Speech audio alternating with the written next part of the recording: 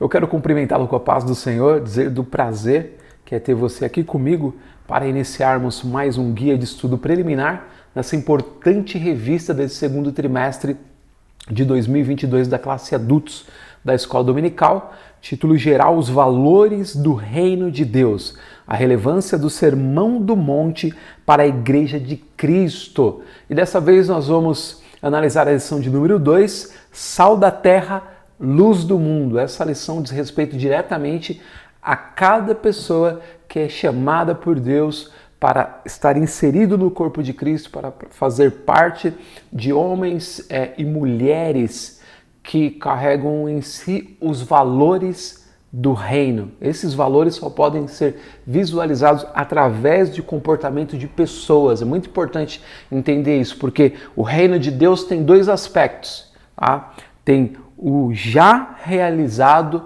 e o ainda não. Então não é só um reino que vai ser alcançado, é um reino que já está atuante na vida daqueles que são transformados pelo poder da boa notícia de Deus, o Evangelho, que tem Jesus como a própria mensagem dessas boas novas e também sendo ele o anunciador. Então ele é aquele que divulga e ele é a própria divulgação do conteúdo que traz consigo. É algo extraordinário. Essa lição de número 2, Sal da Terra, Luz do Mundo, diz respeito a nós, essa importante revista. E aí meu pedido a você é se inscrever no canal, compartilhar esse vídeo, dar o like, ativar o sininho para receber as notificações e assim você vai estar ajudando o meu canal. Também esse material você pode utilizar da maneira que você quiser, é só baixar na descrição, pode modificar, pode ampliar, fazer da forma que você achar melhor e distribuir para outras pessoas sem problema nenhum, ok? Aí a gente tem como texto áureo dessa lição, vós sois o sal da terra, vós sois a luz do mundo. Então ele pega dois trechos, tá? Em Mateus capítulo 5, versículo 13 e versículo 14. O ideal é que você abra a sua Bíblia quando estiver em sala de aula ou estiver estudando e faça a leitura completa de cada um desses textos. Ele apenas encurtou para caber no texto áureo, ok? E a verdade prática, a influência dos cristãos na sociedade é inevitável. Do ponto de vista bíblico, o mundo não pode estar indiferente aos verdadeiros seguidores de Cristo. Então, o que o comentarista coloca aqui como complemento de sal e luz é justamente que o mundo precisa perceber e percebe nos crentes verdadeiros uma situação de ética, de moral que se diferencia muito daquilo que pessoas que entendem que o mundo não deve ter nenhum tipo de padrão nesse sentido enxergam. Então, quando a situação aperta, é para os modelos que nós olhamos, é para as referências. O mundo também age assim. As autoridades, aqueles que tratam da área da educação, por exemplo, da área jurídica, da área do estudo das sociedades. Quando a gente perde completamente o referencial, você vai buscar os padrões. E dentre os mais importantes está o padrão do cristianismo.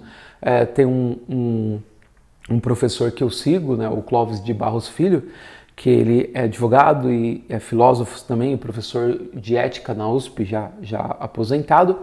Ele diz que se você pegar a palavra ética, o estudo da ética, acrescentar ou retirar o nome cristão, o sentido da ética é o mesmo. Então, o que ele quis dizer para ser mais prático é que o que é estudado sobre ética no mundo acadêmico, ele tem como base, como pano de fundo, aquilo que é ensinado nas Escrituras, aquilo que é ensinado no Novo Testamento. Então, a ética é só a exclusão do nome cristianismo, mas é a mesma coisa. Então é um padrão muito importante o que nós temos como referência para o nosso comportamento, e aí entra o sentido de ser sal da terra e luz do mundo. A introdução diz o seguinte: nesta lição enfatizaremos o papel de sal e luz que o cristão deve ter no mundo. Não basta denominar-se cristão, mas sim fazer a diferença no lugar onde vivemos. Por isso, tomaremos duas metáforas pelas quais Jesus ensinou a respeito da relevância de seus discípulos no mundo: o sal e a luz.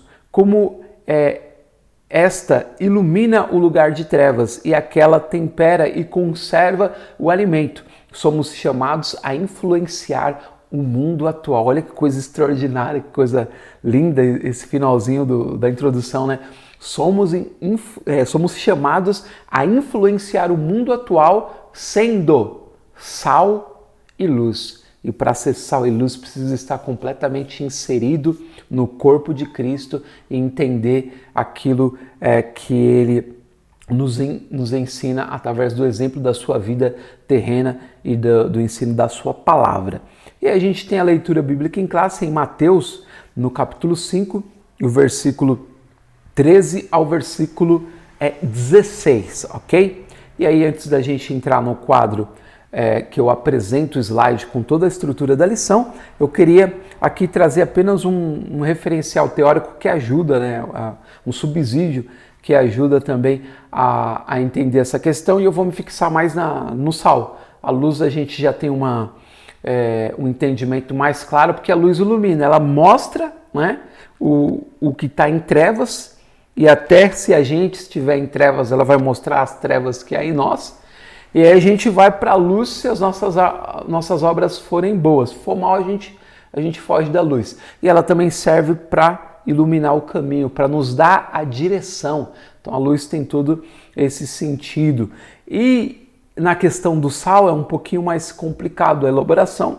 Então eu trouxe aqui um auxílio, né, de um dicionário teológico do Champlin, para poder colaborar com a gente aqui nesse sentido, tá bom? Então, eu vou mostrar para vocês agora e vou fazer a leitura sobre a questão, a definição de sal e o seu uso nas Escrituras, tá bom? Então, vamos lá. Que ele diz o seguinte, ó: sal no hebraico melach, cerca de 30 ocorrências no Antigo Testamento. No grego, alas ou aos, com 12 ocorrências no Novo Testamento em diversas categorias gramaticais. Cloreto de sódio, composto cristalino que tinha e tem diversos usos, quer naturais, aqui ó, quer espirituais. Há ainda os usos simbólicos, morais e espirituais.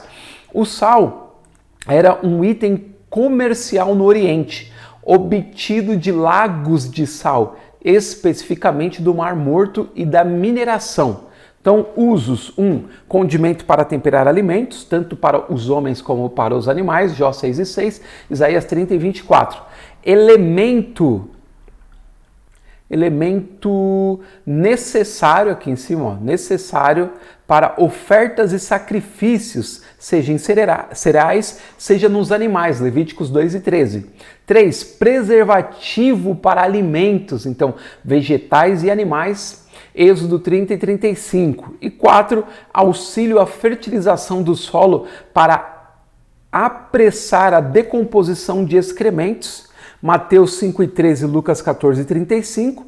E 5. Elemento medicinal, olha só que interessante, usado para lavar bebês recém-nascidos e para outros tipos de limpeza, Ezequiel 16 e 4. Então olha aqui a importância, até como elemento medicinal para lavar crianças após o seu nascimento. Muito interessante isso.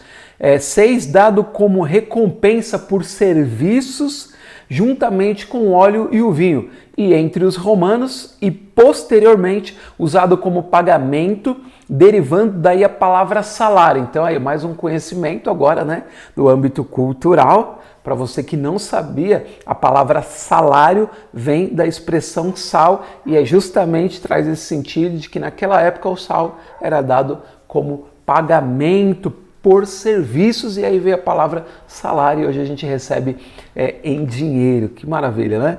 Elemento destrutivo também misturado ao solo dos inimigos para garantir a infertilidade por longos períodos, Juízes 9:45. 8. Item de comércio, conforme Joséfo. Então tem todo essa gama de sentidos, a expressão sal, que nós passamos a conhecer um pouco mais agora com essa expressão do Champlin, ok? E aí a gente volta então para a nossa lição e vamos para o slide seguinte, onde eu apresento aqui para vocês, como sempre, a estrutura da lição, porque eu tenho para mim que isso acelera grandemente o processo de assimilação do conteúdo. Você passa a assimilar mais rápido que você tem um mapa mental. Então ele começa no tópico 1, o sal tempera e conserva. E aí traz 3 subtópicos. No 2, a luz ilumina lugares em trevas, 3 subtópicos.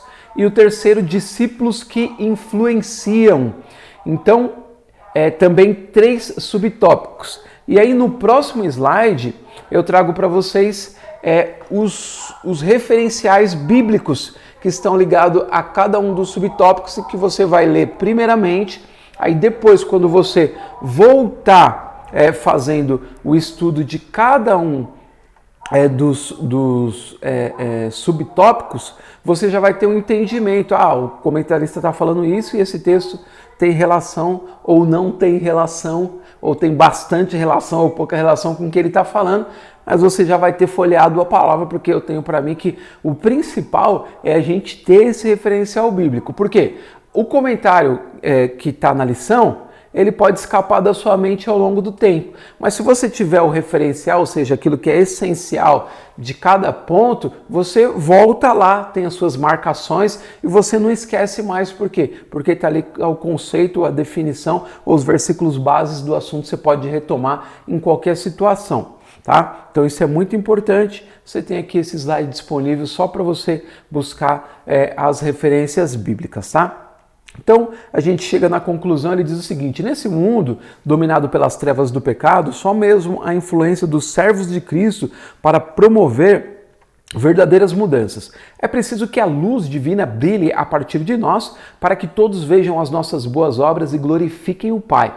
Mas também é preciso lembrar de que sem um verdadeiro testemunho, o Evangelho não será levado a sério entre os homens. Entretanto, se o cristão mostrar uma vida verdadeiramente transformada, sincera e sem artificialismo, exerceremos o nosso papel de sal da terra e luz do mundo. Isso é uma verdade muito profunda. A gente precisa resgatar isso no nosso tempo em que a igreja tem, de certa forma, estado diversificada nos tipos, né? Não tem mais um tipo, mas agora existem tipos de crentes que formam um emaranhado de pensamentos dos que estão de fora sobre o que nós somos.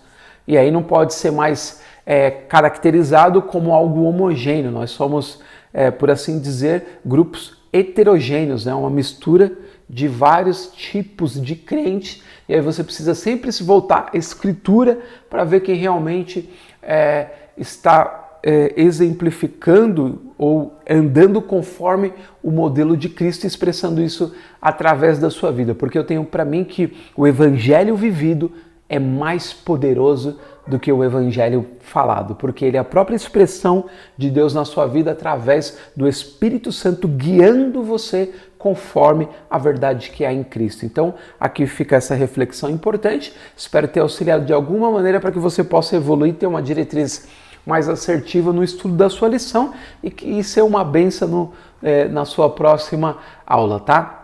Espero ter ajudado de alguma forma. Desejo assim então a você uma excelente aula e se Deus quiser, nós nos veremos na semana que vem. Até lá, muito obrigado. Deus abençoe.